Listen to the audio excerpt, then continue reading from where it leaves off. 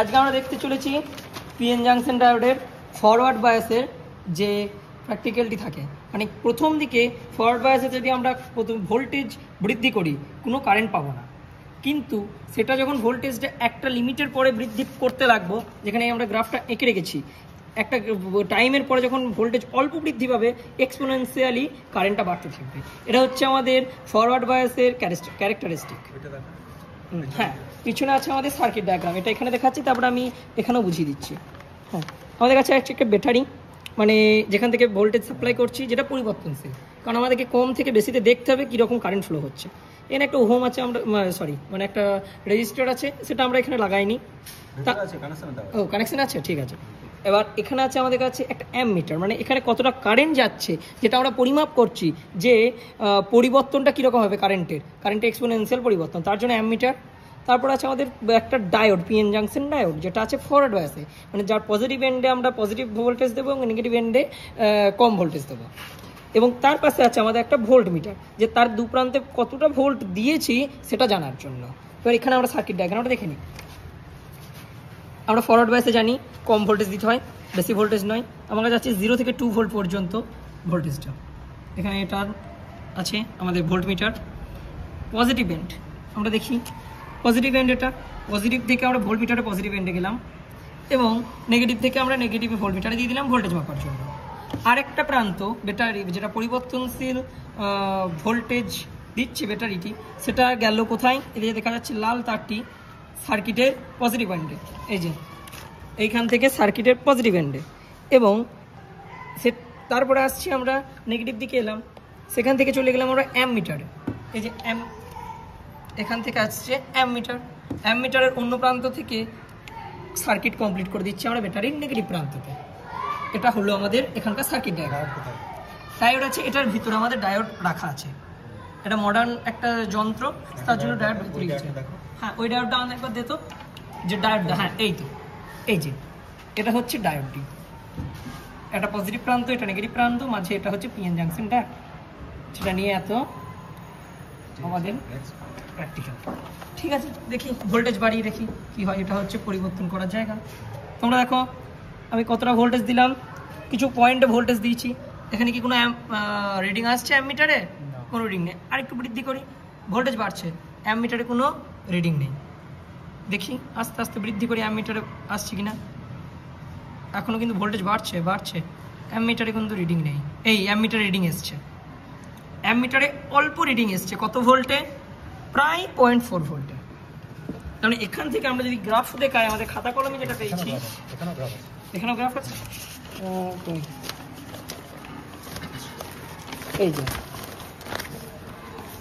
প্রথমে আমাদের কাছে কোনো, যেখানে বাড়াচ্ছিলাম 0.1, 0.2, 0.3 ভোল্ট, কোনো কারেন্ট নেই, কিন্তু 0.4 ভোল্ট থেকে বা তার কাছাকাছিতে দেখছি আমরা আস্তে আস্তে কারেন্ট আসতে লেগেছে। এবার আমরা দেখব এই বিহেভিয়ারটা আছে কিনা, যে অল্প পরিবর্তনে কারেন্টের বৃহৎ পরিবর্তন। দেখি, তোমরা দুদিকেই নজর রাখো। দেখো ভোল্টেজ বাড়ছে খুব অল্প ধীরে ধীরে, কিন্তু ওইদিকে কারেন্ট বাড়ছে অনেক তীব্রভাবে। দেখো 0.4 থেকে 0.5 এর কাছাকাছি আসছে, এদিকে 1 অ্যাম্পিয়ার, 1 অ্যাম্পিয়ার, হ্যাঁ 1 অ্যাম্পিয়ার কারেন্ট চলে এসেছে, 1 মিলি অ্যাম্পিয়ার, সরি। আমরা যদি অনেকটা বৃদ্ধি করি, এদিকে চলে এলাম 0.8 ভোল্ট, চলে এলো দেখো 2 মিলি অ্যাম্পিয়ার না 20 মিলি অ্যাম্পিয়ার। এখানে এটা নিচেরটা নেবো না উপরেরটা? এখানে উপরটা নিচে, তাহলে ওখানে উপরটা নিতে হবে। 2 মিলি অ্যাম্পিয়ার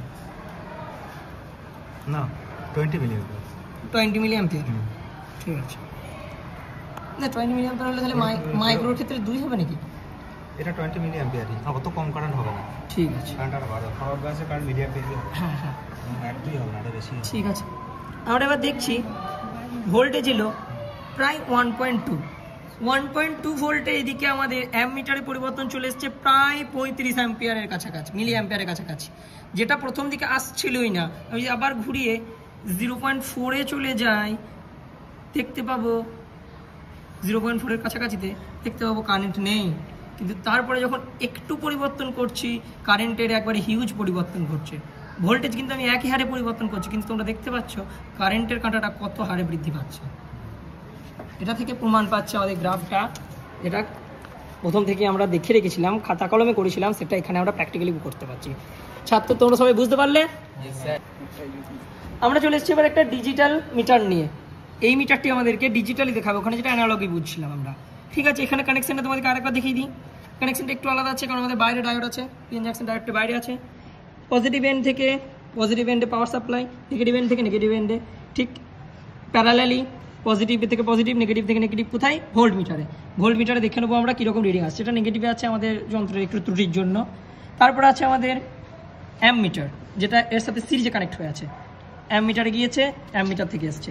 তারপরে এসছে পিএন জাংশন ডায়োড, যেটাকে আমি কেমন করে লাগিয়েছি?